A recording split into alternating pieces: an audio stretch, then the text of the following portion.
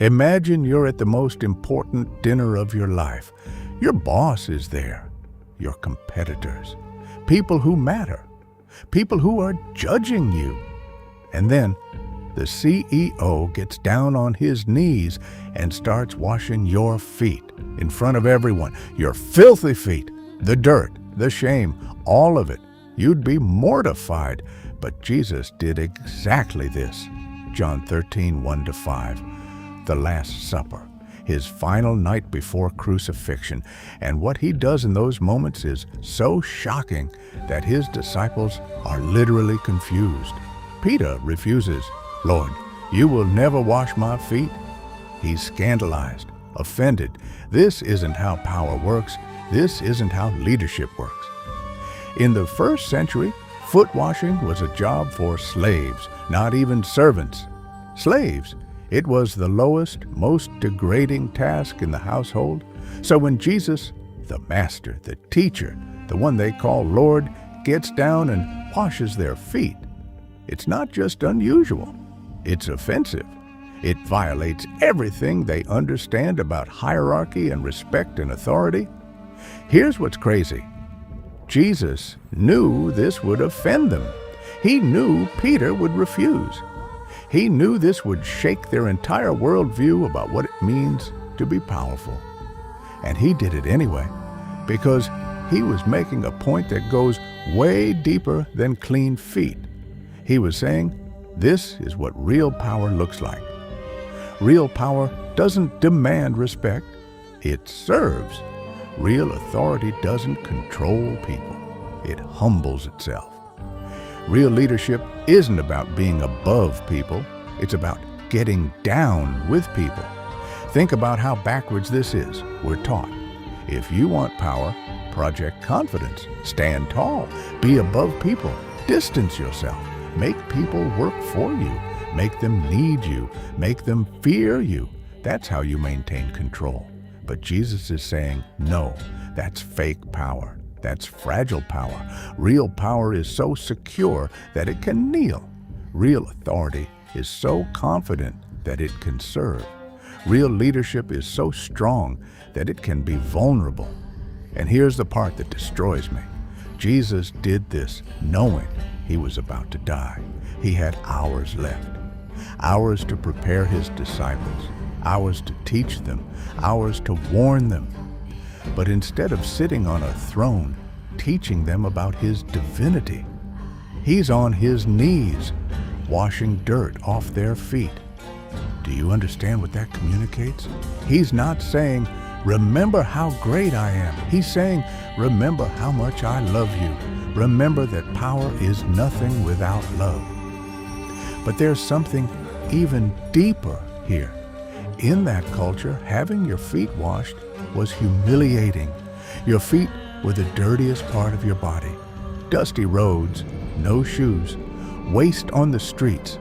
Your feet were a symbol of your shame. So when Jesus washes the disciples' feet, he's not just reversing hierarchy, he's absorbing their shame. He's taking the dirtiest part of them and treating it with love. That's what love does. Love doesn't stay away from your mess, it walks into it. Love doesn't judge your dirt, it cleans it. Love doesn't make you earn respect, it serves you unconditionally. And Jesus is demonstrating this in the most vulnerable way possible. Because washing feet means you're close to people. You're intimate with their dirt. You're not distant. You're not clinical. You're present. And that's terrifying for people who've been taught that power means distance. Peter refused because he felt the shame of it. You're God. I'm supposed to be serving you, not the other way around. But Jesus says, if I don't wash your feet, you have no part with me. It's not gentle, it's confrontational. He's saying, if you can't accept my love in its humblest form, you can't be my follower. So here's where this hits you. Most of us have built our entire lives around the wrong definition of power. We think power is commanding respect. But Jesus is saying power is earning respect through humility. We think power is controlling people. But Jesus is saying power is serving people. We think power is being above everyone, but Jesus is saying power is getting down with everyone. And we see this everywhere. We see CEOs who are disconnected from their employees, leading from executive suites, making decisions that affect people's lives without ever talking to them. We see politicians who campaign in poor neighborhoods and never go back.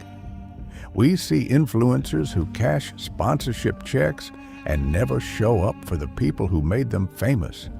We see pastors who preach about humility and then demand special treatment. We see parents who demand respect from their children but never show respect to them. We see leaders everywhere who think power means being better than people. But Jesus washed feet. And he said, "I have set you an example that you should do as I have done for you." He wasn't just washing feet that night. He was teaching them to wash feet, to serve, to humble themselves, to choose the lowest position, to find power not in authority, but in sacrifice. But here's the uncomfortable part. Most of us don't want to wash feet. We want to be washed. We want to be served. We want to be honored. We want our feet cleaned by someone beneath us. And that's the opposite of what Jesus teaches. He says, "The greatest among you must be your servant." Not, "Serve me because I'm great," but "Be great by serving others." That's an inversion of everything we're taught, everything about success, everything about achievement, everything about winning. The world says, step on people on your way up. Jesus says, kneel down to help people up. The world says, distance yourself from the weak. Jesus says, get close to the broken. The world says, project strength. Jesus says, admit weakness. The world says, never show vulnerability. Jesus says, let people see your love more than your power. So the question for you is simple. Who are you refusing to serve? Who are the people you think are beneath you? Who are the feet you won't kneel down to wash?